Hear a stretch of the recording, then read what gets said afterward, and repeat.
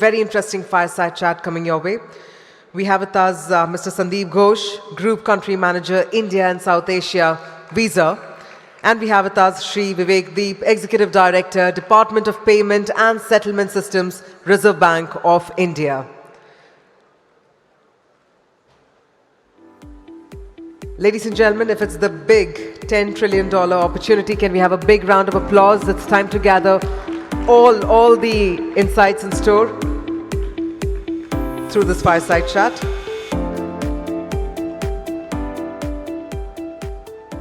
Over to you, sir.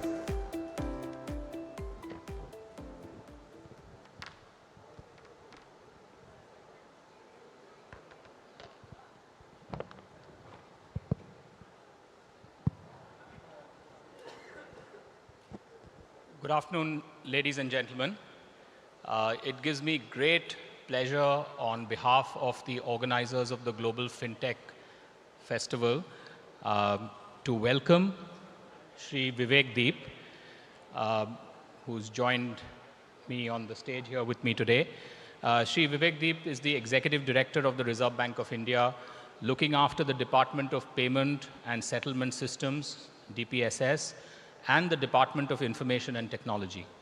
These departments manage and operate critical payment and settlement systems and allied applications. He is also the co-chair of the Financial Stability Board's new cross-border payments target data group. He's also the chairman of the Indian Financial Technology and Allied Services, a director on the board of Reserve Bank Information Technology Limited, REBIT. He's also a member of the Governing Council of the Institute for Development and Research in Banking and Technology and a member of the SARC Payments Council. Shri Vivek has rich experience in areas dealing with payment and settlement systems, human resource management and development, banking regulations, financial inclusion development, amongst others. He's also had the experience of working on a deputation with the Reserve Bank of Australia. Shri Vivek holds a bachelor's degree in economics honors and a postgraduate diploma in financial management. Welcome to the GFF, sir, and thank you for sparing your valuable time for this discussion on the evolution of India's digital payments landscape. So the way we're going to run the next half an hour, I'd like to pose a few opening questions to Shri Vivek, and then obviously throw the floor open for audience questions. We would like to take the benefit of his wisdom for the broader audience as well. So to begin with, sir, the digital payments industry in India has crossed the US $3 trillion mark in FY21.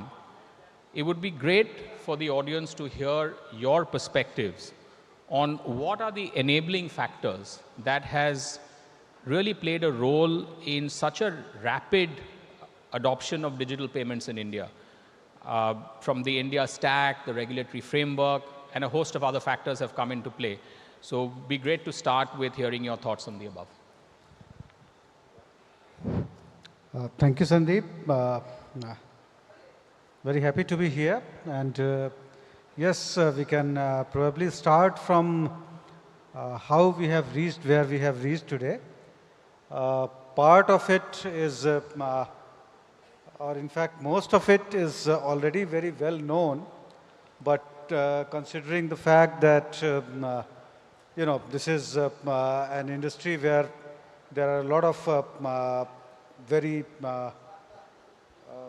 young stakeholders also, probably the past is not so vivid in their minds. So I just wanted to take some time and take them back a little bit into the history of how the payment system evolved. I will not dwell too much into that. But in comparison to banking, the history of payment system is not all that old. We have been mostly using cash in some form or the other. Coins have been the earliest form of cash and bullion before that. And subsequently, these hundis and all evolved. So if you see the first clearing house, the way payment system can probably be, trace its start from clearing house kind of a setup. So that came up in India first time in Calcutta, now Kolkata, in 1938. So not very old, but yes, 1938 it was. And since then things have developed, and in the last 5-7 years they have developed with a pace that has surprised everyone. So I'll just try and briefly trace what exactly, who constitutes the payment system. We all know there are banks which are at the heart of the payment system, and there are other participants, payment system operators. There are, clearing houses. There are central counterparties like CCIL. There is NPCI. All of them, whenever you make a payment or settle a payment transaction, there is an ecosystem where the funds flow takes place, and it gets settled. Ultimately, everything settles in the books of the bank. But the centerpiece of this entire ecosystem is the Reserve Bank of India, the central bank of the country, not known to most participants or individuals certainly who are part of this chain. The final settlement takes place or can be said to take place only when the books are settled in the Reserve Bank of India. Before that, your money, of course, if as a person A to person B you are transferring money, that goes. You are satisfied that your money has gone from here to there. But the transaction is not complete till that finality happens in the account of the Reserve Bank of India. Of course, either through the account of the bank or other participants of the RTGS system and things like that. So the central bank is the centerpiece of the entire payment system architecture. And apart from being the centerpiece, we have also been trying to nurture and foster the payment system. We have taken, earlier when the check was the most predominant instrument. So you would be knowing that first we introduced what is called the micro checks. Then came the truncation business. In fact, 2008 was the truncation introduction, and 2010 we introduced standards for truncation so that physical checks do not have to move. And sometimes again we had introduced the ECS credit and ECS debit to take care of single debit and multiple credits, and to multiple debits and multiple single credit to multiple credits, things like that. So we were gradually focusing on technology. We were trying to bring down the hassles of physical payment instruments to the extent possible. But mostly our focus was in facilitating and in nurturing and promoting the institutions. So we ended up promoting, not promoting, but helping in promoting institutes like IDRBT, CCIL, which acts as a central counterparty, IFTAS, which is not very well known, but which runs the Infinet and other vital payment infrastructure on behalf of Reserve Bank of India, and of course NPCI, which you all are very well aware of, is playing a signal role in the payment system in today's times. But in 2004-05, very, very significant things happened. We started the NEFT and the RTGS. And with that, and in 2007, the Payment and Settlement System Act was promulgated. So not only we became the owner and operator of the payment, the backbone of the payment system of the country in terms of NEFT and RTGS, but because of this implementation of this act, PSS Act, we also went into the area of regulation. So till such, as I said before that, our main thrust was in terms of introducing technology solutions and nurturing institutions, but this regulation aspect came into focus from that time onwards, and it bears repetition, even though many of you know that many of the technological advances which happened in the payment system area, including Infinet, the backbone on which the payment system runs, the SFMS, that is the messaging format on which the secured messages internally go, the IFSC code which was used for identification of the branch when you are transferring the money, things like that. They are all because of Reserve Bank of India playing a role. I mean, do we have time or? We do, sir. No problem. Yeah. So I can go on and on. So we have to stop at some place. And later, when NPCI came in its own, then it also started developing new products. UPI, everybody knows, of course, but then Aadhaar-enabled payment systems, other things, FASTag, the Bharat Bill payment system, a number of other products that they also came into the market, and they all started gaining traction in their own respective fields. At the same time, the external environment, as I said, in the last few years, maybe 5-7 years, the external environment has also changed dramatically. And it's a cliched probably example, but it bears repetition that the penetration of internet and the oft repeated jam trinity, this has fundamentally changed the landscape in which we operate, and the success of the retail payment system certainly is in a large measure because of these external developments. So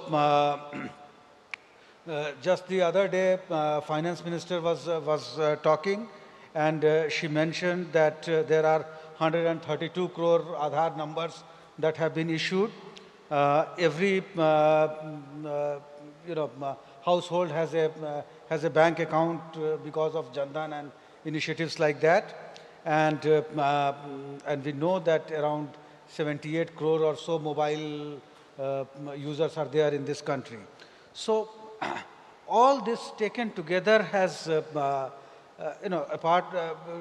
combined with the initiatives that I talked about by the central bank, which in the field of payment system. So these have combined together to cause this explosion in the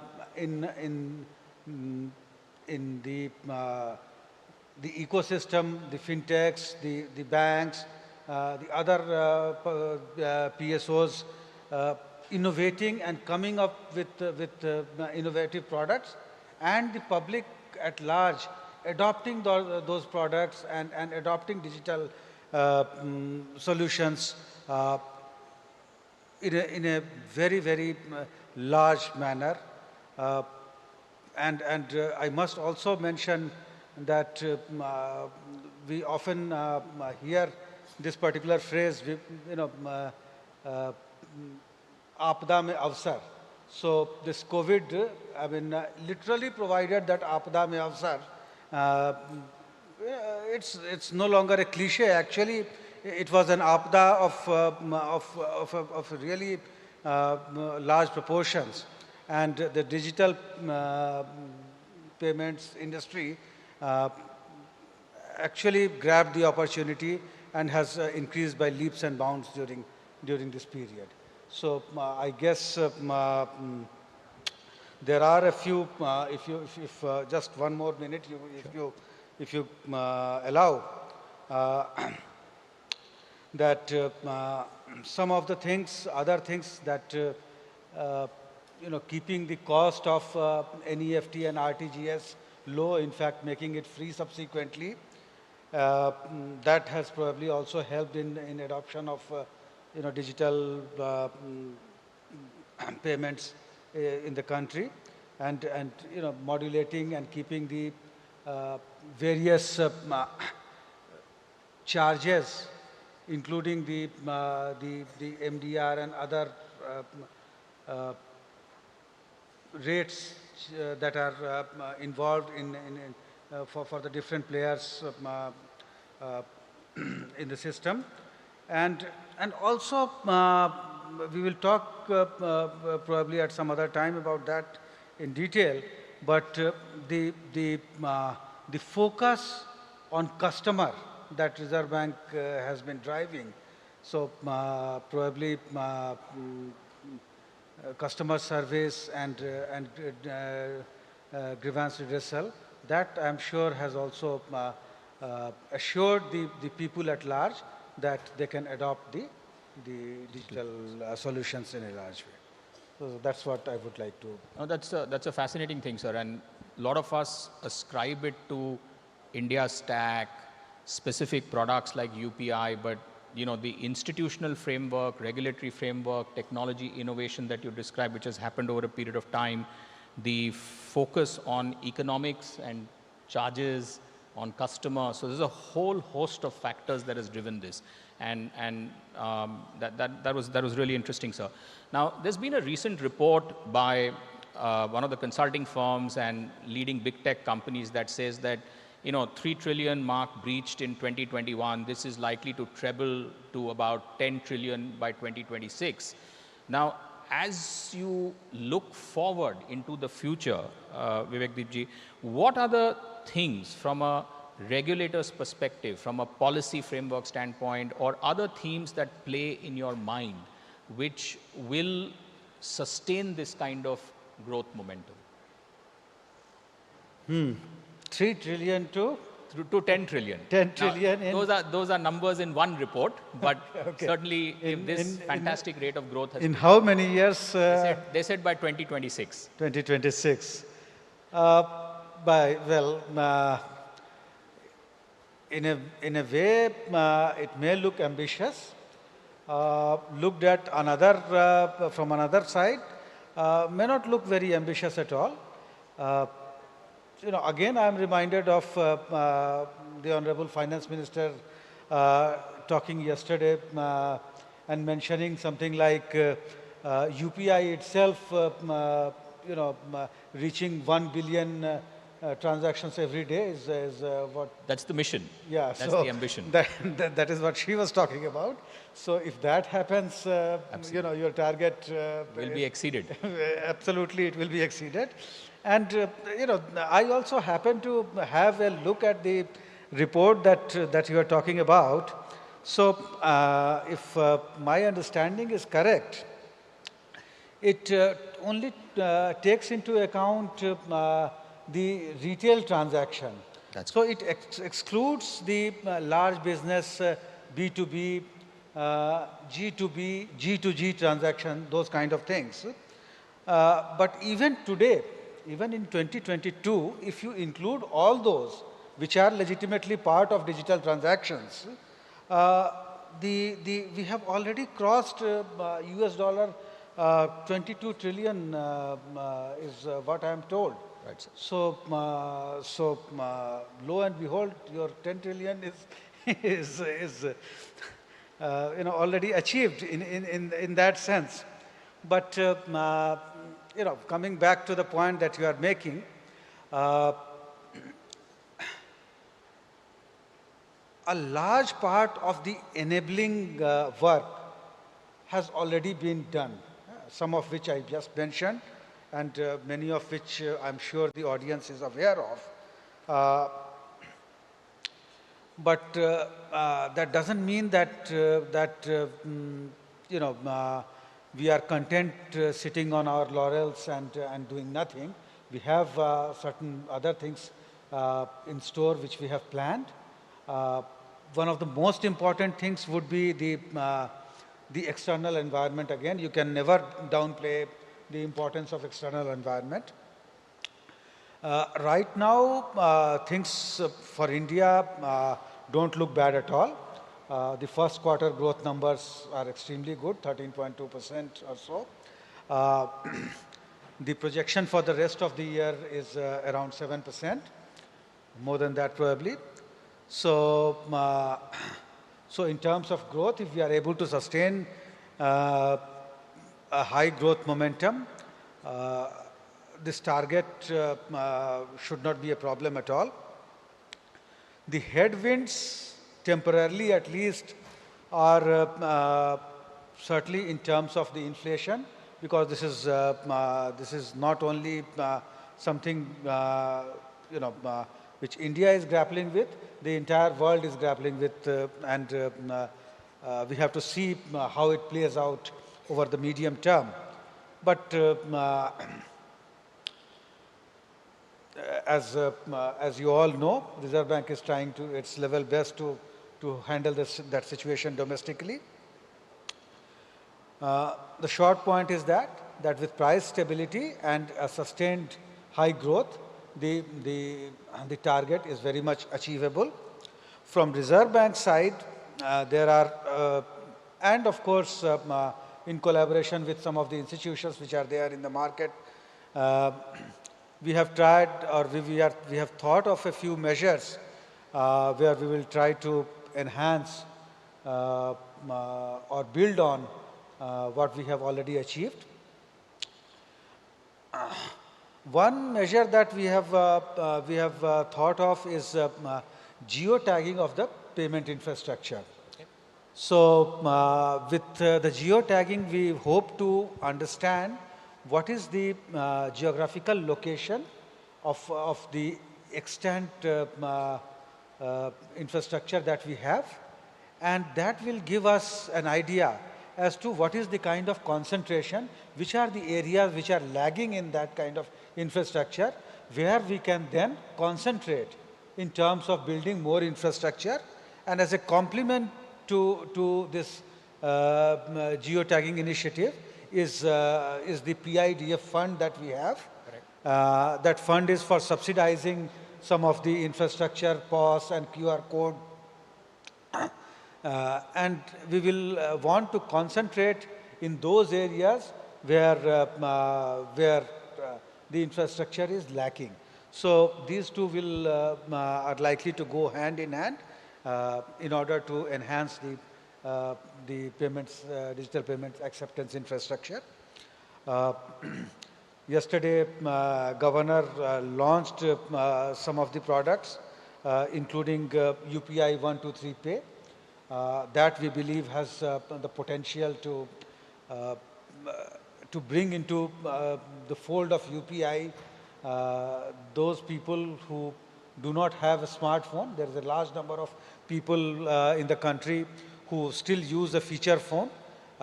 If they can also be benefited by the facility that UPI provides, I mean that the digital transaction number are likely to increase manifold.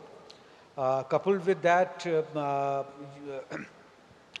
NPCI has also launched something called UPI Lite, Small ticket. yeah, which can facilitate transaction when there is no connectivity. Correct. Offline. So offline, yeah. So in those scenarios also, small ticket transactions can work.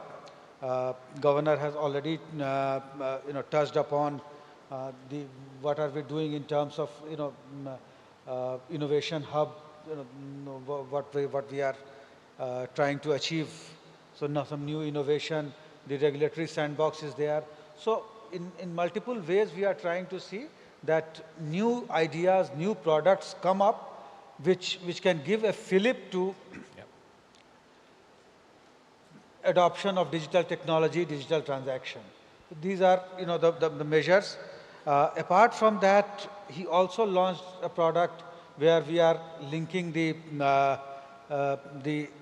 UPI and the credit card. We have started with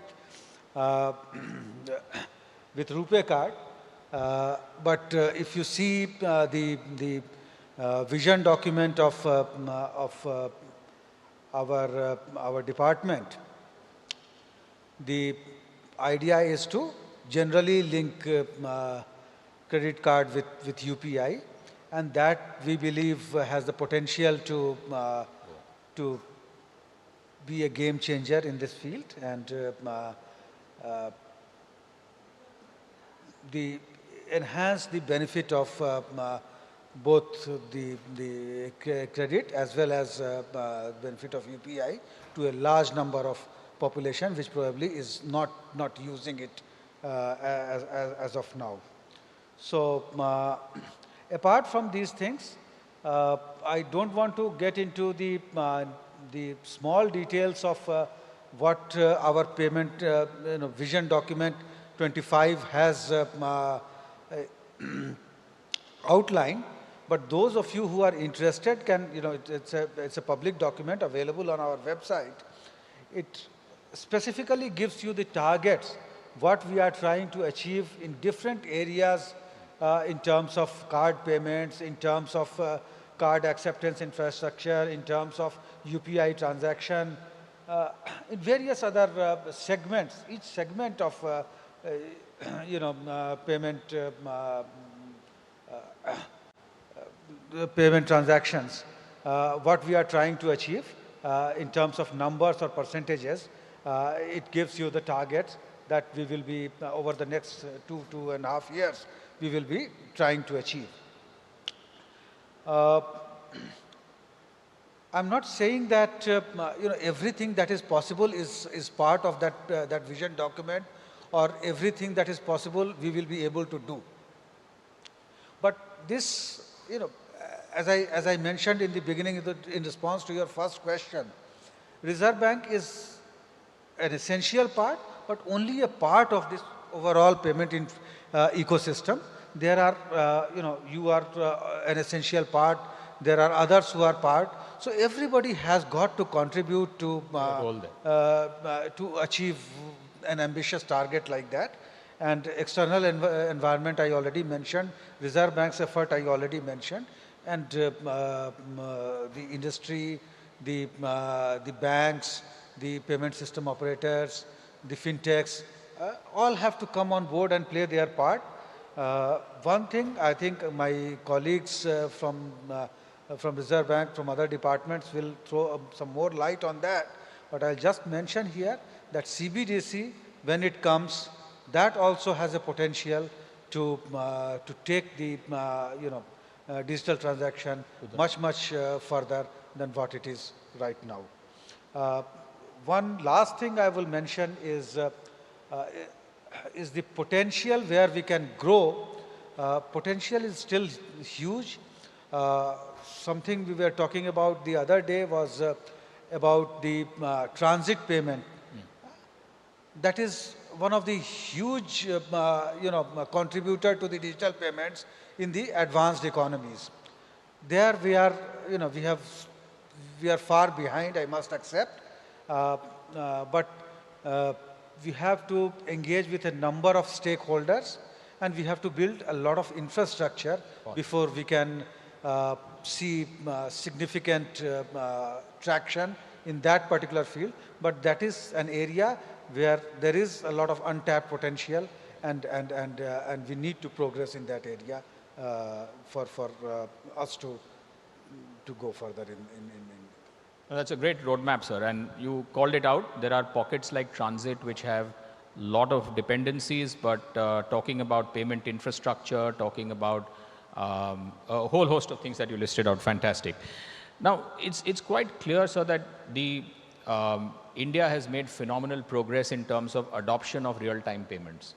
We are also witnessing one of the fastest moves towards online and e-commerce payments anywhere in the world. In fact, India and Brazil probably are the two markets we see within our world of Visa and cards as being where post-pandemic, large part of the transactions have moved to online versus face-to-face. And not that only in online, but generally speaking, as we look at this fantastic growth trajectory, how are you and the team at RBI thinking about issues around privacy, security, consumer protection, whilst also keeping simplicity and convenience in mind? It's a delicate sort of balancing act out there. But just your headline thoughts on some of these themes. Well, uh, let me begin by saying that this is probably a controversial topic, but it should not be a controversial topic. Because, again, I'll refer to what Governor said yesterday. These have to go hand in hand. And I can understand that, in an ecosystem like this, different players have different sort of incentives. You will focus on probably some sort of a top line, that how much I am able to grow. Somebody will focus in how much is my revenue. Somebody else will focus in, what is the innovation that is coming in. But for the overall sector to grow, the customer confidence, customer, the customer's faith into the system is equally important. And somebody has got to think about that, because customer as a collective is not very well organized at this point in time. And therefore, the regulator has to assume that responsibility and come up with frameworks, regulations to deal with that aspect, which often get neglected, at least in the initial phase of growth and euphoria, where other things are going very, very fast, and this probably tends to lag a little behind. Also, you see, every day you see in terms of physical security, there is a trade-off between your experience, ease, and the security that you can have. You go to the airport, for example. Ideally, I don't know how many of you remember the check-in process of the 70s and the 80s. There were hardly any security. You just walked through, everybody. I mean, even those people, one person was traveling, and there were 10 people coming to see off that person, and everybody will enter the airport and almost go to the runway to say Tata bye-bye. From those days to today, you see the kind of security that even the genuine traveler has to go through, the kind of strict security, what to talk of,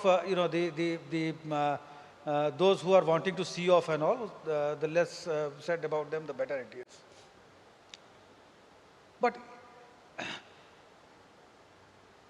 But you see where the civil aviation was then and where civil aviation is now. There is no comparison in terms of the facilities available to the customer today in comparison to what was there in 70s and 80s and 90s. So the short point I'm trying to make is that there is some price, some degree of compromise to be made in terms of security at times. It may take away a little bit from the convenience, but it is necessary in the interest of the ultimate consumer. And since the consumer is confident that, okay, I don't mind this little bit of security, but I am confident that nothing untoward will happen to me, and I can travel with confidence. So therefore, you see, just the other day, Mumbai airport had handled the largest number of passengers Correct. post-COVID One lakh yeah, 30,000. 1 lakh. So that confidence is important because that will drive your drive the growth in your business.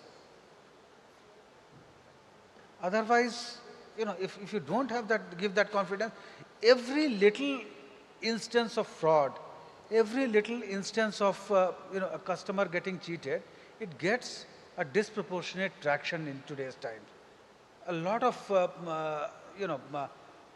I will not say it gets blown out of proportion. That is not the word I want to use, not the phrase I want to use, but it gets a large amount of coverage, and it reaches because there is the people have access to all kinds of news, media, everything uh, available to them. Everybody comes to know that there is a chink in the armor, there is a flaw in the system, and then people hesitate before using that kind of those services. So, from that point of view, it is extremely important to ensure that customer confidence is maintained and the highest standards that we can think of, we can achieve is enforced. And with that in mind, we have been rolling out our policies. As far as we are concerned, data protection, customer privacy are of paramount importance. Of course, the primary aim is that there should be a legislative framework for that, but pending that, whatever is possible through regulation, we are trying to build that. And all this measures in terms of tokenization, in terms of e-mandate, in terms of data localization that you see. I very well understand there are pain points for the industry, but please try and see it from the other side also. That what is the intent behind that? Ultimately, when we achieve and reach that point, everyone will be better off. This data localization, I know the kind of investment some of the companies have made in complying with this regulatory instruction. It is huge, and I'm really, we do appreciate from Reserve Bank of India, the effort that the industry has made in complying with these instructions. But ultimately, what is driving us is the interest of the customer, because nobody today can claim that you are immune to, from any kind of data breach or any kind of, data compromise. So while we try and put in place the most robust measures against hacking of data, against compromise of data, at the same time, we try and ring fence our systems in a manner that that will ensure that the instances of this kind are minimized from the regulatory point of view also. As far as we are concerned, our stated objective is that we understand that today data is equivalent to money.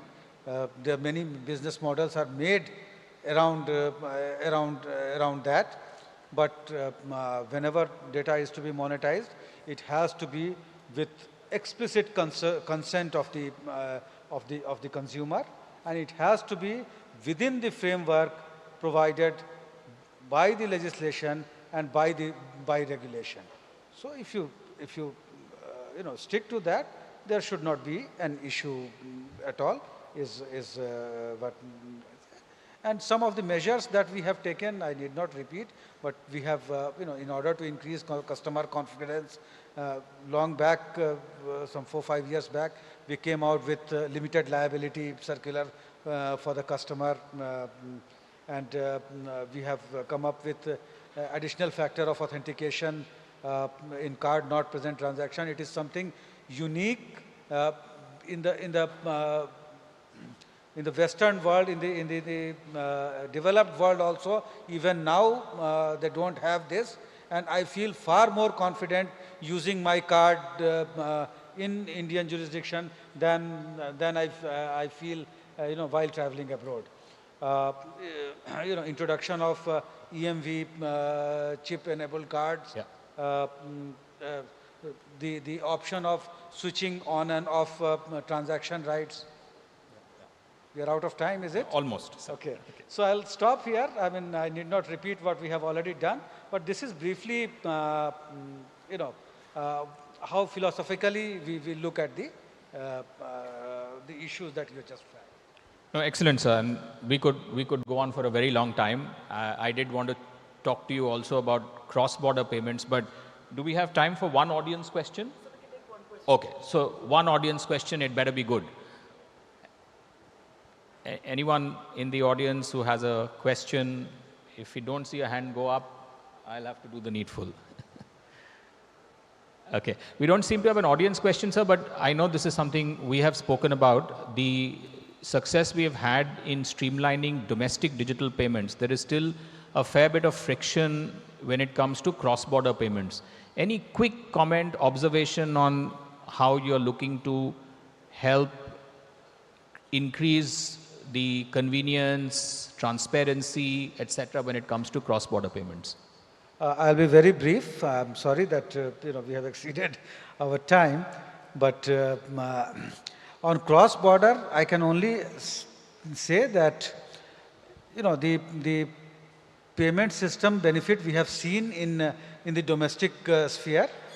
The same benefit is still to be seen in the cross-border payments, but that does not mean that we are not alive to the issue there.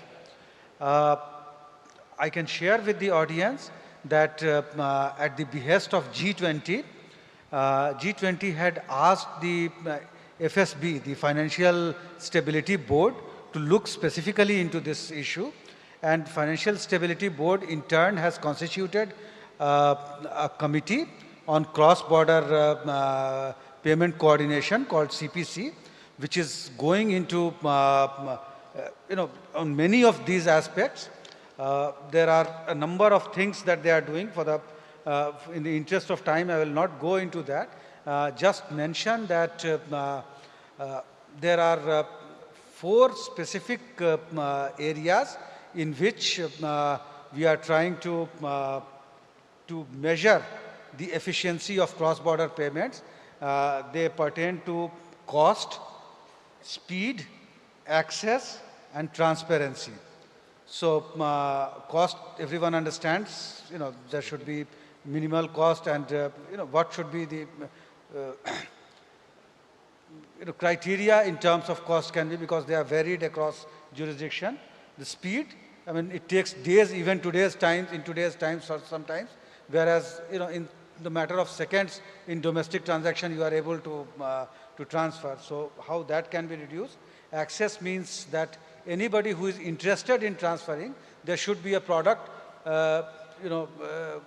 Solution available to the person. And transparency means whatever information you want in terms of cost, speed, what are the terms of service, everything should be available to the person trying to make that transaction. So these are the 4 parameters on which specific targets will be fixed. The problem is why the progress is slow is because there are different jurisdictions. Correct. And it's a collaborative effort. It's not like this one country and you do something and everybody has to accept. There it's a consensus building process, and therefore it takes time. But the work is on.